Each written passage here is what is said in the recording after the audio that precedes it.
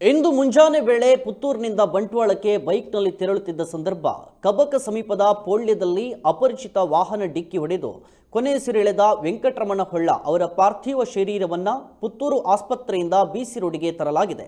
ಬಿಸಿ ರೋಡಿನ ಮುಖ್ಯ ವೃತ್ತದಿಂದ ಅವರ ನಿವಾಸ ಅಗ್ರಬೈಲುವರೆಗೆ ಪಾರ್ಥಿವ ಶರೀರವನ್ನು ಮೆರವಣಿಗೆ ಮೂಲಕ ಕೊಂಡೊಯ್ದು ಮೃತರಿಗೆ ಗೌರವವನ್ನು ಸಲ್ಲಿಸಲಾಯಿತು.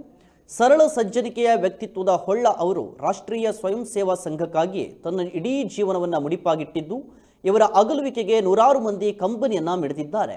ಮೆರವಣಿಗೆ ವೇಳೆ ರಾಷ್ಟ್ರೀಯ ಸ್ವಯಂ ಸೇವಕ ಸಂಘದ ಪ್ರಮುಖರಾದ ಡಾಕ್ಟರ್ ಕಲ್ಲಡ್ಕ ಪ್ರಭಾಕರ್ ಭಟ್, ಸಂಸದ ನಳಿನ್ ಕುಮಾರ್ ಕಟೀಲ್, ಶಾಸಕರಾದ ರಾಜೇಶ್ ನಾಯ್ಕ್, ಮಾಜಿ ಶಾಸಕರಾದ ಪದ್ಮನಾಭ ಕೊಟ್ಟಾರಿ, ತುಂಗಪ್ಪ ಬಂಗೇರ ಸೇರಿದಂತೆ ಹಲವಾರು ಮಂದಿ ಭಾಗಿಯಾಗಿದ್ದರು.